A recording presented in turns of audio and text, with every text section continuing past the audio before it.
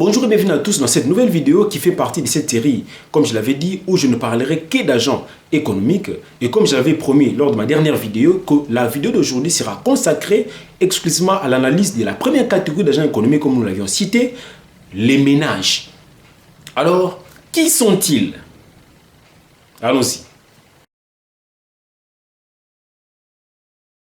Alors, j'aimerais que vous compreniez les ménages en passant par la fonction qui leur est rattachée en économie. Eh bien, cette fonction qui est rattachée au ménage en économie, c'est la consommation, représentée généralement par la lettre C. Alors, la question, qui sont consommateurs? N'est-ce pas vous et moi?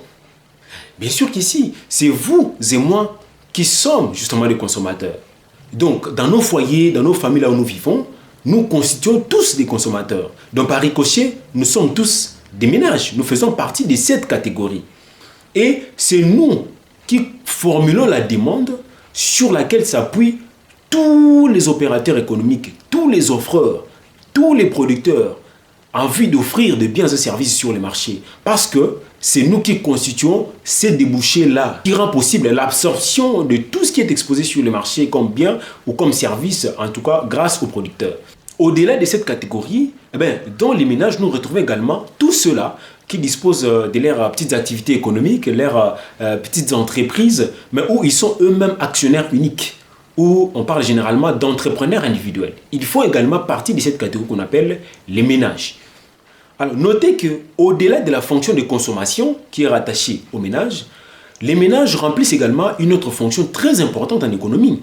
C'est celle de fournir aux entreprises ou aux industries le facteur travail.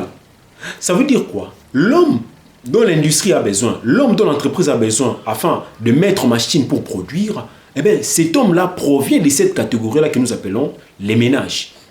Et donc, ce sont les ménages qui disposent leur capacité de travail au profit de l'industrie, au profit de l'entreprise en vue de produire. L'industrie va donc exploiter au maximum tous les potentiels que dispose l'homme à son profit en vue de produire. Vous comprenez qu'il s'agit de deux grandes fonctions. Il y a la consommation avec comme contrepartie la satisfaction. Parce qu'à l'issue de la consommation, nous nous attendons à quoi? Nous attendons justement à ces pourvoirs de la satisfaction recherchée avant la consommation. Et la deuxième fonction, la fourniture des facteurs de production, avec comme contrepartie le salaire ou la rétribution. Parce qu'ayant participé au processus de production. Mais une note très importante, c'est qu'il y a une approche technique de la fonction de consommation dont nous allons parler. Mais je reviendrai sur ça dans ma prochaine vidéo. Voilà. Pour cette première catégorie, c'est une introduction. Dans ma prochaine vidéo, je reviendrai également sur les ménages, mais cette fois-là, ça sera exclusivement lié à l'analyse technique de la fonction de consommation, à l'approche mathématique de la fonction de consommation.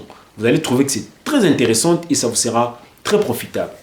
Voilà ce que j'avais à partager aujourd'hui. Quant à moi, je vous dis à la prochaine. N'oubliez pas de vous abonner à la chaîne si vous n'êtes pas encore abonné, parce que vous aurez droit, comme je l'ai toujours dit, à au moins 2 vidéos formation chaque semaine. Quant à moi, je vous dis à la prochaine et merci.